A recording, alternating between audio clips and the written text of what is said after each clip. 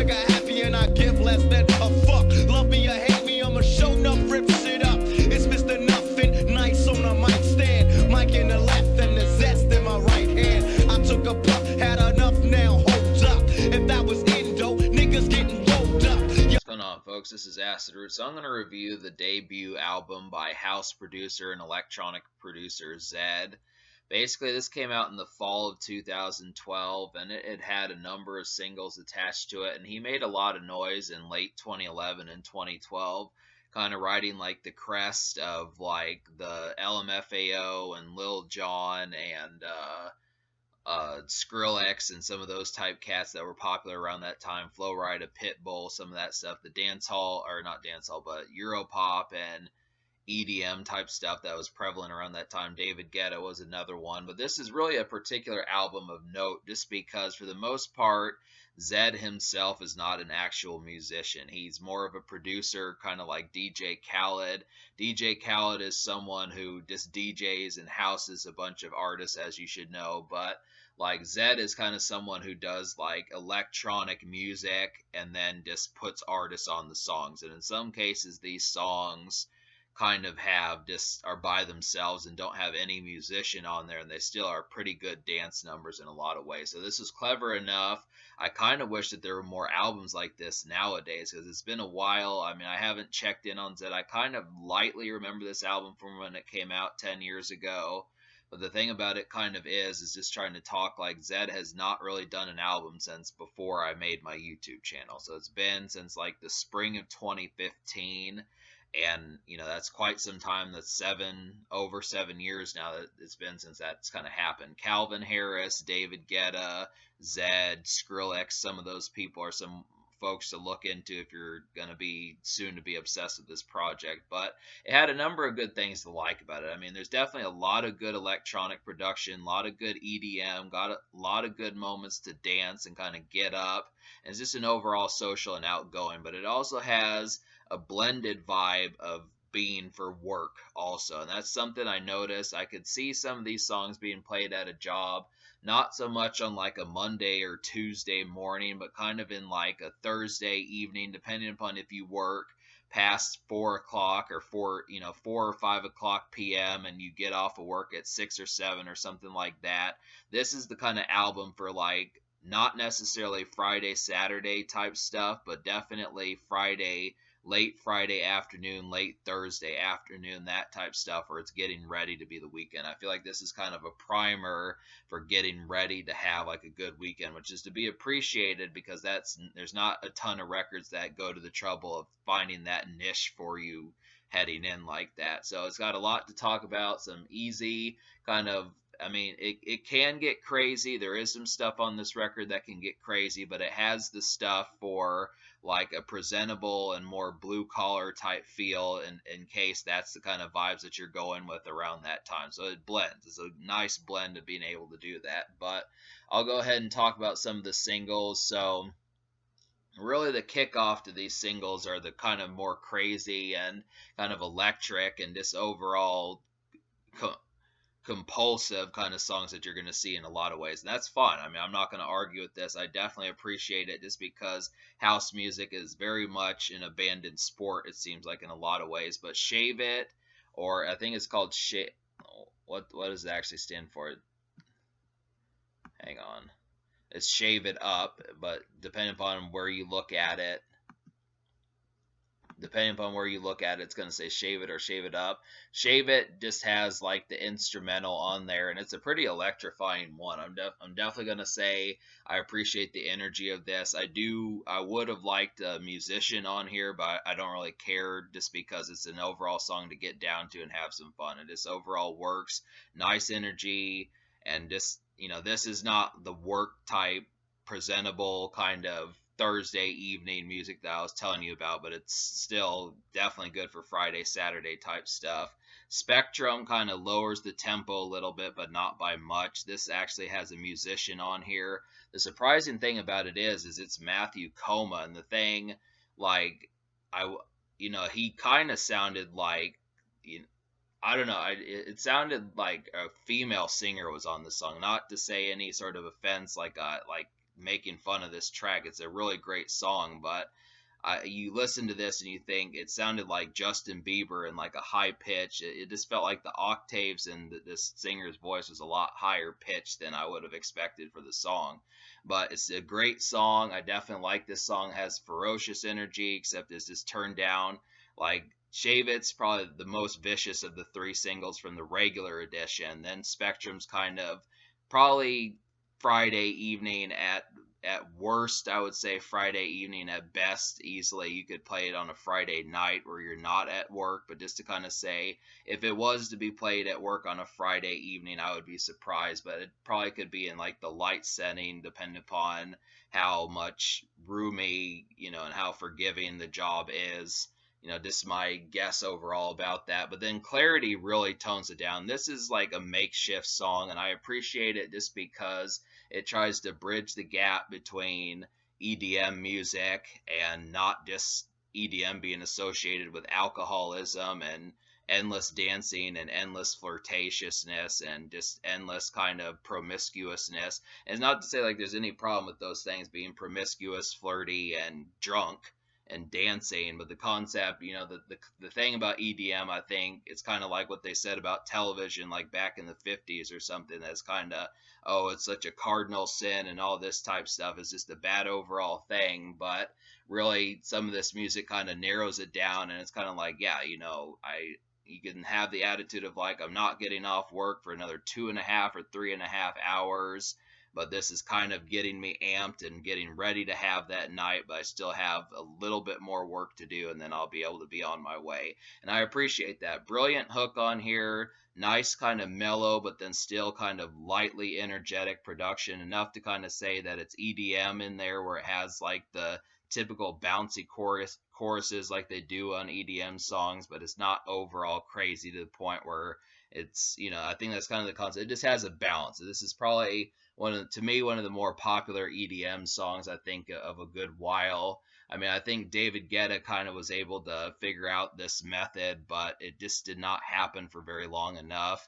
LMFAO was too much of Weekend Cats. Pitbull was too ferocious, and like Flo Rida kind of did it well, but not as good as like this song. I feel like if Zedd would have had another song like this, I think this probably would have been a record that would have went platinum, because this charted pretty high on the Billboard. But he does follow it up on the deluxe edition, which is the edition I'm reviewing. So Stay the Night has Hayley Williams from Paramore on there. And I forgot to say Clarity has a British singer called Foxes.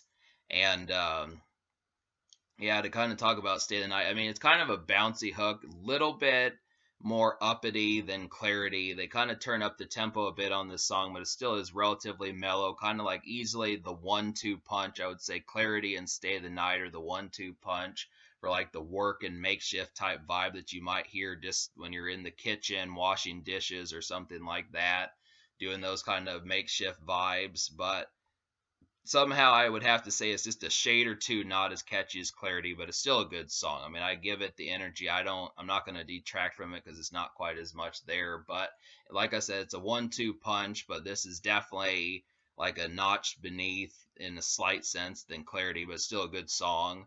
And then Push Play ups the notch. That just goes full blown wild on here. I really like that one. And the chick Zedd was working with on here, he kind of worked with on the Divergent soundtrack that would show up a few months later, Miriam Bryant. So that was kind of, I really felt like, I mean, these are the sorts of songs that prove that house music and EDM can really go nuts, and you can totally wind up dancing and pretty much just turn it into a full-blown rave if you're not careful. And that's the thing about this project, is it is kind of volatile.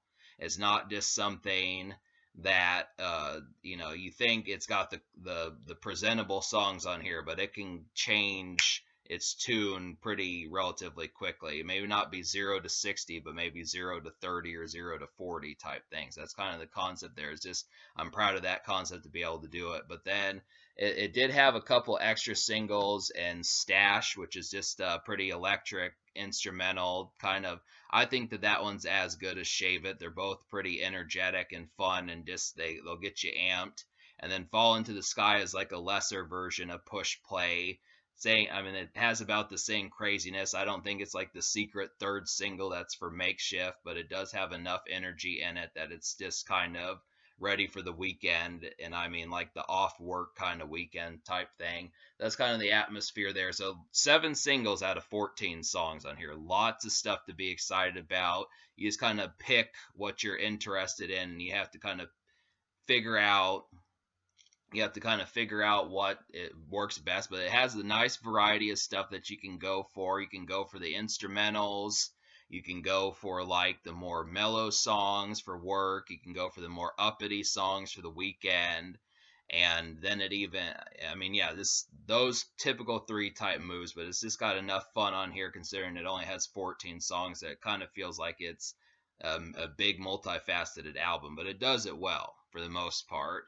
But there are kind of a few blunders. Like I feel like the Ryan Tedder song was just kind of way too lighthearted and just felt really off key. Hourglass was really had a slow starting feel towards it and didn't quite have like enough electrifying production that it probably could have needed. And then the Epos song at the end, the song number 10, Epos, was kind of not thumping enough for what it needed to be. But really, that's just me liking 11 out of 14 songs. I mean, that should go on to push to you that the fact that this is quite an extensive release and there's just a lot on here.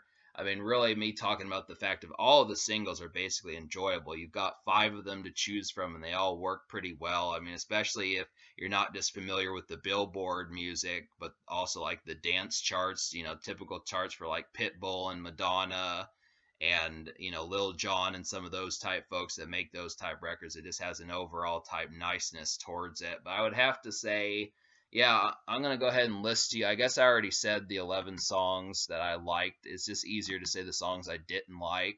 The only songs, like I said, that I didn't enjoy out of 14 were just Hourglass, Epos, and then what was the other one? Lost at Sea. So yeah, I mean, other than that, everything's good and ready to go. There's some instrumentals on here. Stash is definitely good. Codec is a nice 6-minute one that just really, you get into the groove with that one. You can really kind of trance out and go nuts too.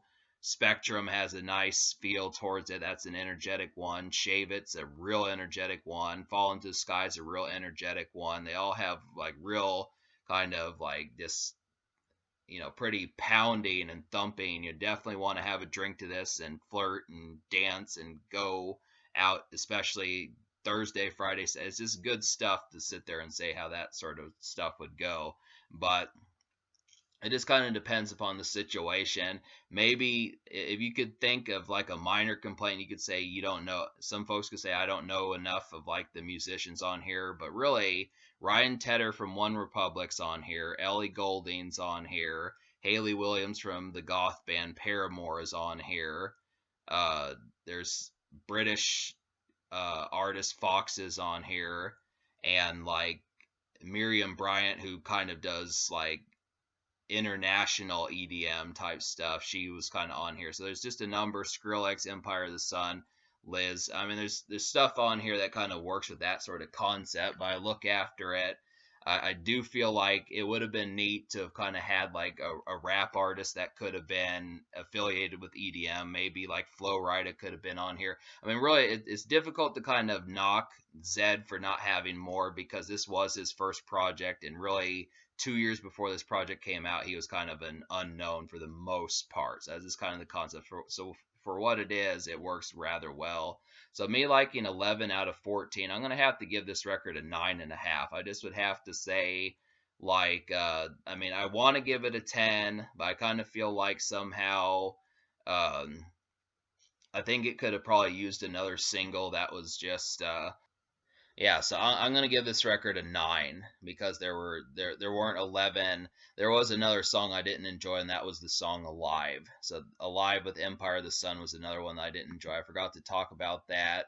But so basically, that was the fourth song I didn't enjoy. So I'm gonna give this record a 9 out of 10, just because 10 out of 14 is basically the vast majority of this project. Just to say all those songs I listed just a couple minutes ago, and then the continued energy of the project, some good work singles where you can actually, this is SFW, songs like Clarity, songs like Stay the Night, songs like Spectrum in some light cases, but just kind of the concept of being able to say it has this stuff on here, but you just have to kind of say it's good. It's good for Mondays. It's good for Fridays. And that's kind of the concept. It's good for that sort of context, and that's pretty much how that works. I would give the social score. I'll go ahead and give the social score a 10, though. I gave this record a 9, but I'll give the social score a 10 is because the singles worked extremely well. There's actually 7 of them if you count like the promotional singles, but the 5 of them worked extremely well. I mean, Zedd really tried to get some stuff to the radio, and he knew that trying to make EDM and electronic more than just liquor music and just endless promiscuousness music was kind of necessary, to where it's more romantic in some senses, more so than just fuck session type stuff, which, you know, is not shameful to say either way, but just the concept of toning it down a bit, you know, and that's kind of the concept to be able to have that sort of session on there. So the 5 singles are brilliant. That's kind of how that works. But really, like I said, in terms of the future, I mean, Zedd has not been around since early 2015, and that's quite some time ago. And I would like for him to kind of come back. I mean, he's still got enough spark. I mean, he's been doing things here and there, but I don't really have like the notation as to what he's been up to in recent years. It'd be neat to get another album from him, but I don't know what's been up with EDM. It needs to make a return and a resurgence, and hopefully we can get that in motion.